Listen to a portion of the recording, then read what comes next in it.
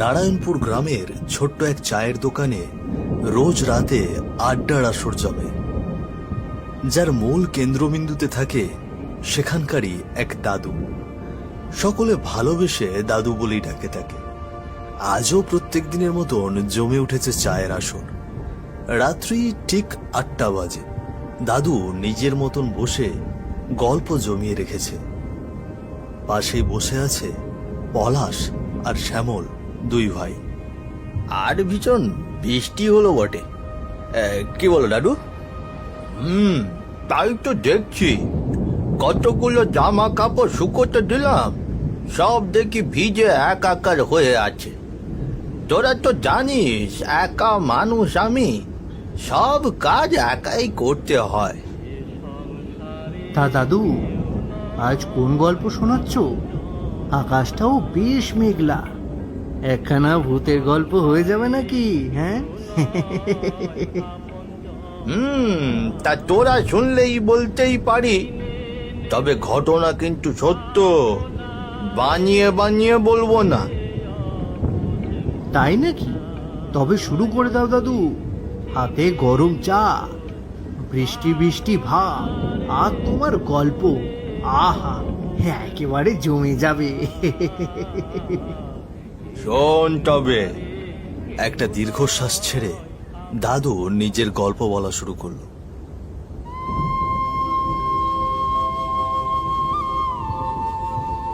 না, সারাদিন পার হয়ে যাচ্ছে, একজন চুল কাটতে এলো না। হ্যাঁ, এই হয়েছে আরেক জ্বালা।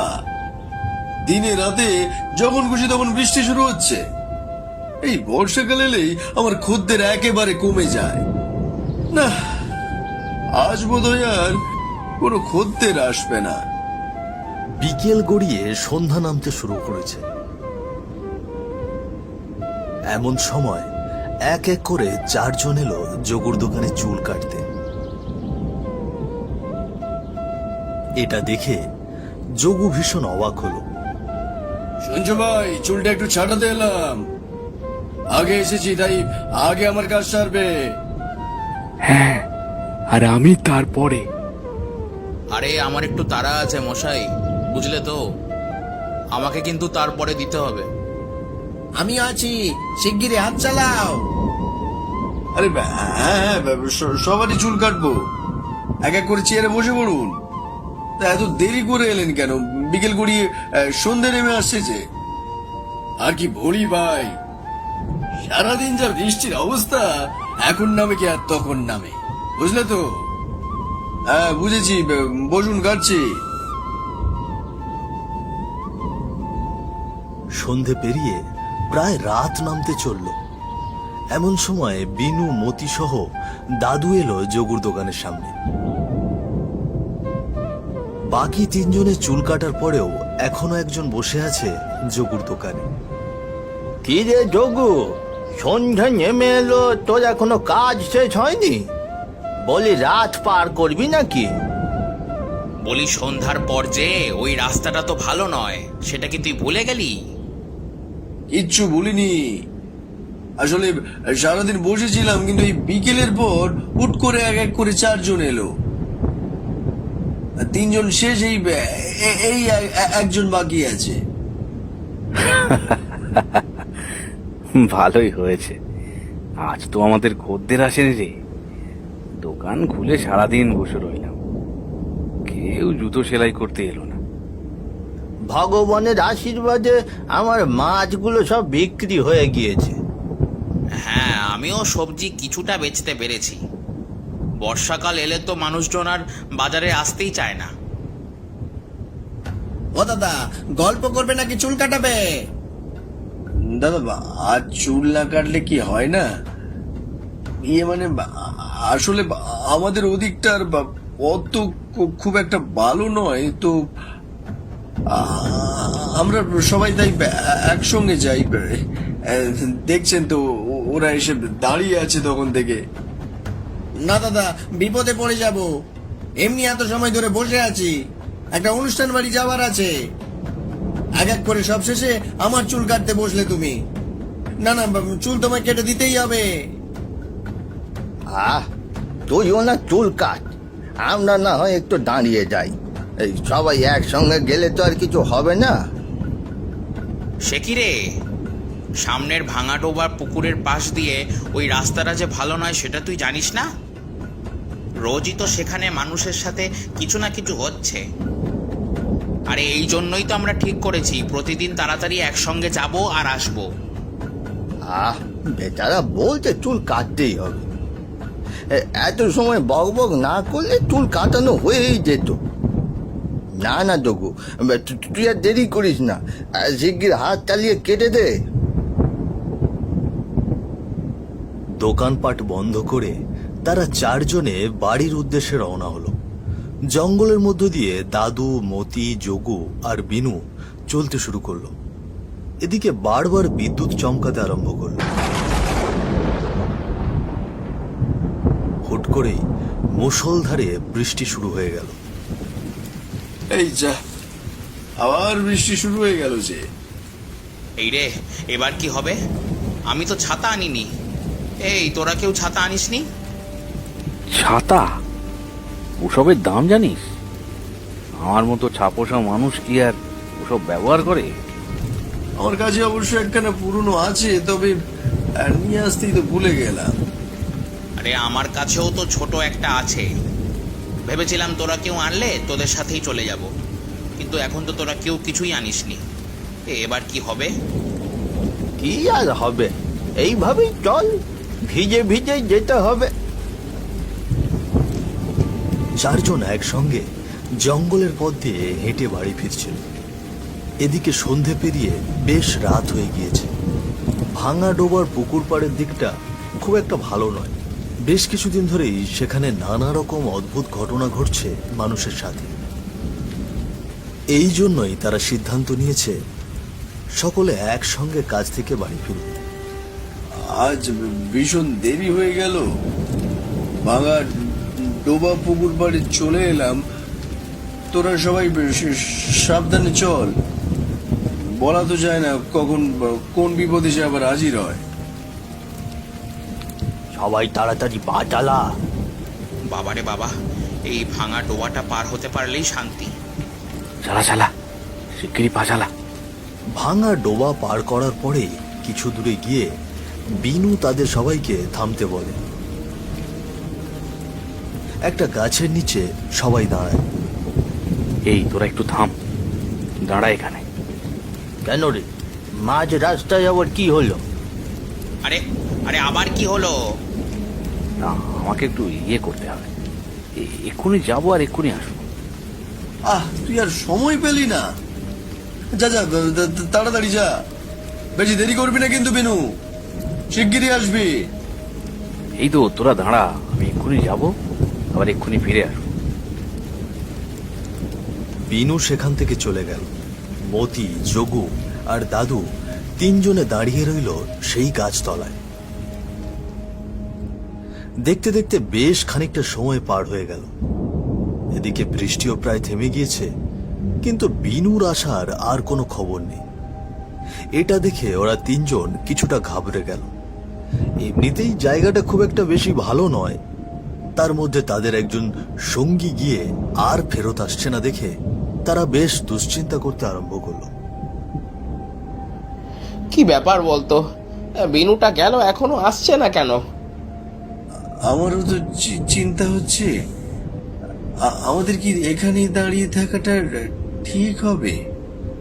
তোরা এক কাজ কর, এখানে দাঁড়া, আমি বরং সামনে গিয়ে একটু দেখে আসি। এত সময় তো লাগবার কথা না। হ্যাঁ চল, আমিও তোর সাথেই যাব। এই যোগু, তুই এইখানে দাঁড়া, আমরা একটু আসছি। এই চল। হ্যাঁ চল। হ্যাঁ, আমাদের জিনিসপত্রগুলো এইখানে রেখে গেলাম। আমারগুলো এখানে রেখে গেলাম, দেখে রাখিস। এই বলে মতি আর দাদু দুইজনেই চলে গেল বিনু যেদিকে গিয়েছে সেই দিকে, আর যোগু দাঁড়িয়ে রইল সেই গাছতলায়। কিছু দূর এগিয়ে মতি আর দাদু দেখল বিনু রক্তাক্ত অবস্থায় মাটিতে মুখ থুবড়ে পড়ে আছে। তারা যেন আকাশ থেকে পড়লো এটা দেখে। বিনুর এই অবস্থা কিভাবে হলো সেটা তারা বুঝতে পারল না। হে হে ভগবান, এ কি কাণ্ড! এ বিনুর অবস্থা এরম কি করে হলো? আমি তো কিছুই বুঝতে পারছি না। তোল তোল, ওকে তোল। জ্ঞান আছে তো? না রে, এ দেখে তো মনে হচ্ছে জ্ঞান নেই। এইরকম রক্তাক্ত অবস্থায় ও এখানে কেন পড়ে আছে? সেসব পরে ভাবা যাবে। আগে ওকে নিয়ে চল, যত তাড়াতাড়ি সম্ভব এখান থেকে বেরিয়ে যেতে হবে। জায়গাটা একেই ভালো নয়, তার উপর এই অবস্থা। ওকে তাড়াতাড়ি কবিরাজ মশাইয়ের কাছে নিয়ে যেতে হবে। দাদু আর মতি দুজনেই বেশ কষ্ট করে বিনুকে তুলে নিয়ে আসতে লাগলো যোগুর কাছে।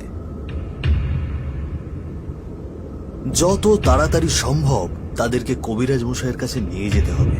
কিন্তু এইখানে এসে ঘটলো আর এক অবাক করা ঘটনা। যেখানে যোগু দাঁড়িয়েছিল সেখানে আর সে নেই। এবার ভীষণ ঘাবড়ে গেল ওরা দুজন। যদি এখন যোগুর অবস্থা এইরকম হয় তবে কি করবে সেটাই ভাবছে তারা। এবার কি হবে? যোগুটা গেল কোথায়? আরে আমার কিন্তু ভীষণ ভয় করছে। এই চল তো গ্রামে গিয়ে কয়েকজন গ্রামবাসীকে ডেকে নিয়ে আসি।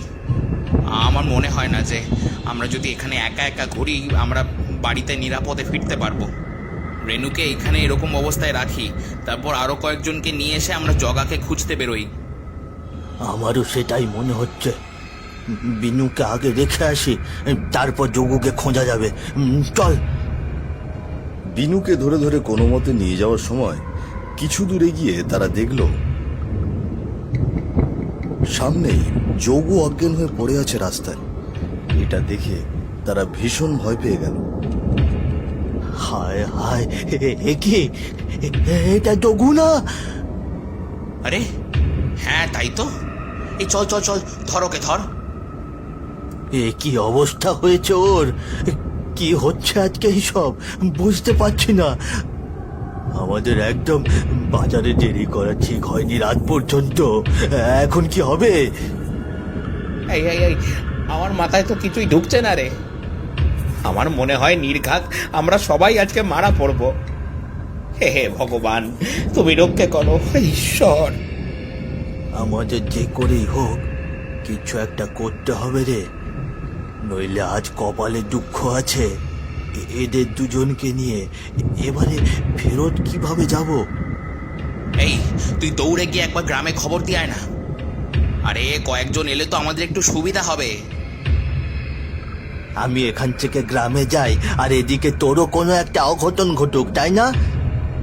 না না, আমাদের দুজনের একদম আলাদা হওয়া ঠিক হবে না এখন। তবে তো আর কোনো উপায় আমি দেখতে পাচ্ছি না। এমন সময় তাদের সামনে আসে এক বীভৎস রূপধারী আত্মা। সারা শরীর যেন পুড়ে ঝলসে গিয়েছে তার, চোখ দুটো টকটকে লাল, মুখ থেকে বেরিয়ে আসছে এক হিংস্র আওয়াজ। হুঙ্কার ছেড়ে সেই আত্মাটা বলে উঠল,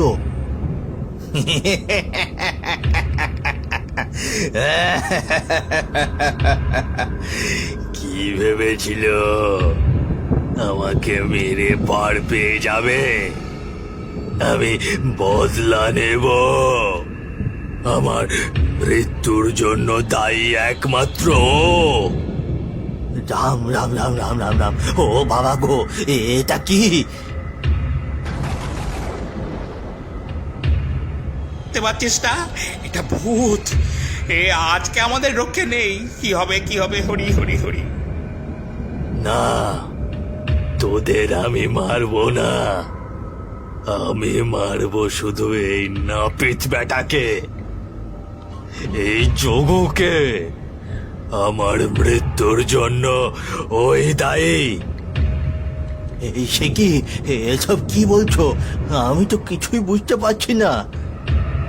শোন তবে। ও দাদা, একটু তাড়াতাড়ি করো না। বুঝতে পারছো না কেন? আমার দেরি হয়ে যাচ্ছে যে। এই গায়ের নিয়ম কি আপনি জানেন না? যে আগে চুলদাড়ি কামাতে আসবে তারটাই আগে করতে হবে। আপনি পরে এসেছেন, এখন আমি কি করতে পারি ভাই বলুন তো? আমাকে আজকে যে করেই হোক চুল কাটতে হবে যে। কাল যে আমার বিয়ে। হ্যাঁ, একটুখানি দাঁড়ান না বাবু, দেখছেন তো একজনের চুল কাটছি, ওর পর আপনারটা কাটবো।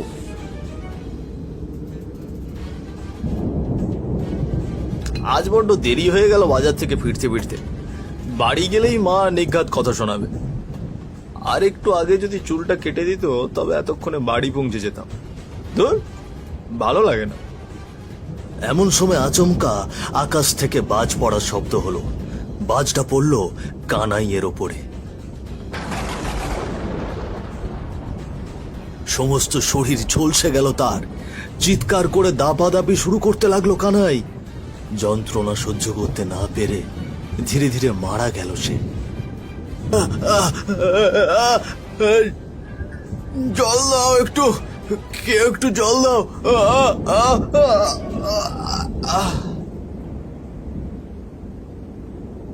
সেদিন যদি হারামজাদা আমাকে একটু আগে চুলটা কেটে দিত তবে আমাকে ওরকম বেঘরে মরতে হতো না। পরের দিন ছিল আমার বিয়ে। একটা পুরো পরিবার ধ্বংস হয়ে গেল শুধুমাত্র এই শয়তানটার জন্য। ওকে আমি ছাড়বো না। এতদিন শুধু ওকে একা পাওয়ার জন্য অপেক্ষা করেছি। আজ শেষ পর্যন্ত ওকে একা পেয়ে গিয়েছিলাম, কিন্তু তার মধ্যে তোরা আবার এসে পড়লি। তোমার কোথাও বুঝতে ভুল হচ্ছে। আমাদের যোগুটা এমন খারাপ মানুষ নয় গো। দয়া করে ওর কোনো ক্ষতি করো না। ক্ষতি করব না? ও কেন আমার ক্ষতি করলো? এই গায়ের নিয়ম ছিল যে আগে চুল কাটতে আসবে সেই আগে কাটতে পারবে। বাজ পড়াটা তো সম্পূর্ণ ভগবানের ইচ্ছে ছিল। তুমি দয়া করে ওদের ছেড়ে দাও, ওদের প্রাণ কেড়ে নিও না। আমি তোমার পায়ে পড়ছি, আমার বন্ধুকে ছেড়ে দাও। ওর পরিবার আছে, ঘরে ছোট ছোট সন্তান আছে। ছোট ছোট বাচ্চাদের বাবাকে ছিনিয়ে নিও না। তারপর তারপর কি করলো? ছেড়ে দিল? নির্ঘাট মেরে ফেলেছে, তাই না দাদু? না, মারেনি। তবে এর চেয়ে বরং মেরে ফেললেই ভালো করতো। কি করেছিল দাদু? শিগগিরই বলো না। এরপর সেই পথ দিয়ে যাচ্ছিল আমাদের গাঁয়ে দুই ছোকরা। আমাদের চিৎকার শুনে তারা দুজন দৌড়ে এলো সেখানে। কার যেন হাতে একখানা লোহা ছিল, সেইটা ছুঁড়ে দিল সেই ভূতের দিকে। ভূতেরা লোহায় ভয় পায়। এরপর কোথায় যেন চোখের পলকে উধাও হয়ে গেল সে। আর তোমার বন্ধু, তার কি হলো?